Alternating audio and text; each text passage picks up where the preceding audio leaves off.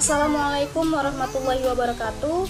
Perkenalkan, nama saya Ratna Dewi dengan NIM 0104201088 dari kelas Manajemen Dakwah semester 5. Di sini saya akan menjelaskan tentang manajemen sumber daya manusia pada era milenial untuk memenuhi tugas mata kuliah Manajemen Sumber Daya Manusia dengan dosen pengampu Bapak Muhammad Fahran Haikal MA.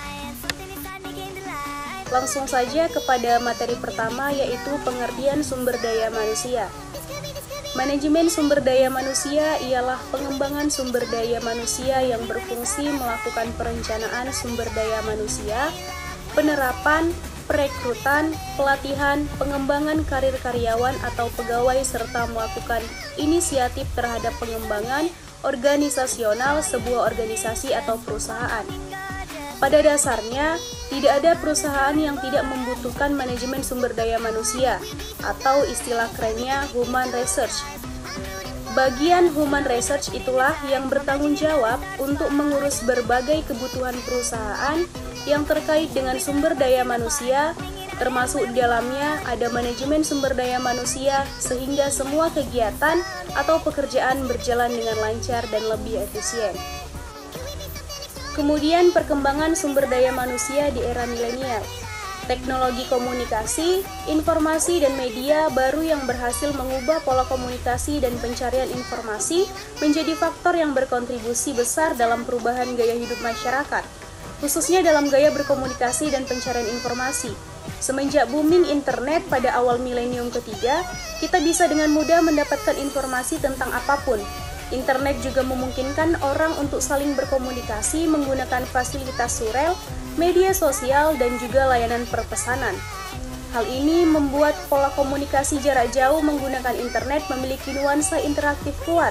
Sifat interaktif dalam komunikasi internet inilah yang membedakan media dalam jaringan atau daring dengan sarana media lainnya seperti koran dan televisi. Selain itu, perkembangan perangkat komputer dan telepon genggam juga semakin akomodatif. Telepon genggam yang sebelumnya hanya berfungsi melakukan panggilan telepon berkembang menjadi perangkat komputer mini atau smartphone. Komputer personal pun bertransformasi menjadi laptop yang juga memiliki fitur dan fungsi yang mendukung aktivitas keseharian penggunanya. Smartphone dan laptop juga memiliki fitur akses internet yang memungkinkan orang saling berkomunikasi interaktif tanpa terbatas oleh ruang dan waktu. Ini dimungkinkan karena sifat dari perangkat laptop dan smartphone yang mobile dan portable sehingga orang nyaman untuk menggunakannya.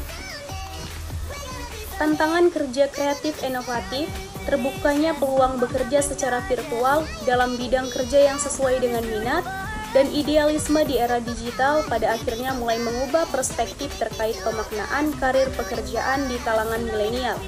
Karir sudah tidak lagi selalu dimaknai secara tunggal dalam bentuk kesetiaan terhadap sebuah perusahaan, meniti jenjang jabatan setinggi-tingginya, dan mencapai kemapanan di sana.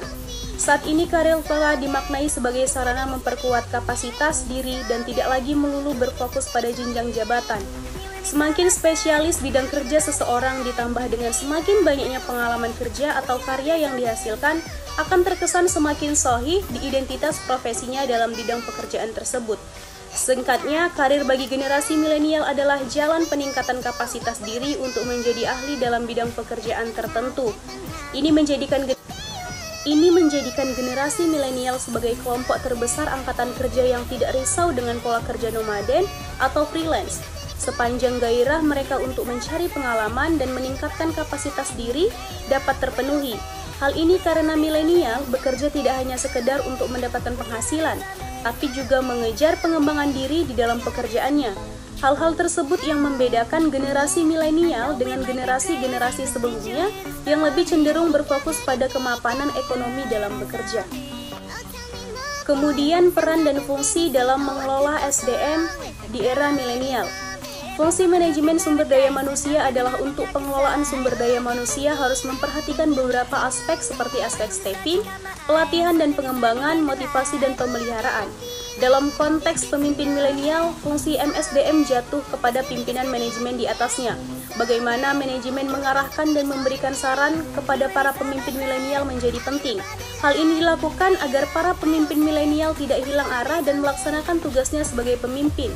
Selain itu, para pemimpin milenial juga perlu memahami situasi dan kondisi di masing-masing perusahaan. Dengan pemahaman yang baik, pemimpin milenial mampu menjalankan peran MSDM secara tepat. Dengan menggunakan unsur teknologi, selain lebih dekat dengan milenial, perusahaan dapat memperoleh manfaat yang lebih atas hadirnya teknologi ini. Proses perekrutan dapat berjalan lebih ringkas namun tetap sesuai dengan kebutuhan perusahaan. Sekian penjelasan materi dari saya. Maka yang dapat saya simpulkan adalah teknologi hadir dalam setiap aspek kehidupan manusia. Dalam konteks kerja, teknologi hadir untuk meningkatkan produktivitas karyawan yang ada di dalam perusahaan tersebut. Namun, perlu disadari bahwa teknologi hanya sebatas alat. Fungsi dan manfaat teknologi akan terasa jika digunakan oleh manusia yang tepat. Pemimpin di zaman sekarang sudah banyak berada di usia milenial. Generasi milenial adalah generasi yang lahir antara tahun 1981 sampai 1996. Generasi ini memiliki karakteristik yang positif maupun negatif. Generasi milenial adalah generasi yang dekat dengan teknologi, maka diperlukan sebuah sistem baru untuk gaya kepemimpinan milenial. Generasi milenial akan selalu memanfaatkan teknologi dalam proses kerjanya. Ada banyak sekali teknologi bermunculan untuk mendukung performa dari pemimpin generasi milenial. Generasi milenial menggunakan teknologi untuk meningkatkan produktivitas sesuai dengan bidangnya masing-masing. Hal ini berguna untuk meningkatkan efisiensi waktu kerja, namun tetap mendapatkan hasil yang maksimal. Sekian yang dapat saya sampaikan, mohon maaf atas segala kekurangan. Saya akhiri dengan wabillahi taufiq wal hidayah. Wassalamualaikum warahmatullahi wabarakatuh.